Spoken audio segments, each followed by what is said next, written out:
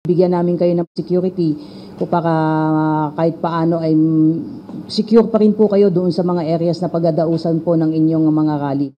Wala pang tugon ang grupong Piston sa panawagan ng Land Transportation Franchising and Regulatory Board na wag nang ituloy ang planong 3 araw na tigil pasada sa susunod na linggo. Kaya ang Philippine National Police naghanda na rin ng contingency measure sakaling maraming commuters ang walang masakyan.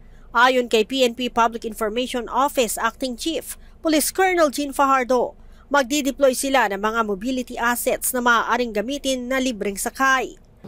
Meron naman na po tayo, sir, na standard security coverage pag may mga ganito pong mga planong transport strike. At kagaya ng lagi natin ginagawa, sir, nagpapalabas tayo ng mga mobility assets ng PNP para makatulong po kung sakasakaling may mga mai-stranded po tayo mga kababayan. Bukod sa mga mobility assets, magpapakalat din ng mga tauhan ang PNP para sa maayos at payapang transport strike. Nakiusap din ng PNP sa mga tsuper na huwag pilitin ang ibang driver na sumama sa tigil pasada kung nais ng mga itong mamasada.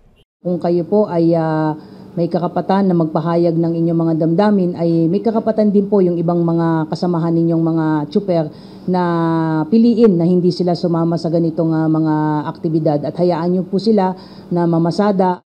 Nasa 100,000 transport workers ang inaasahan ng Piston na lalahok sa 3 araw na tigil pasada.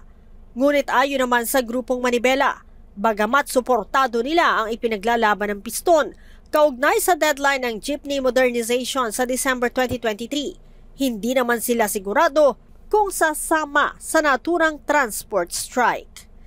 Leia Ilagan, UNTV, News and Rescue.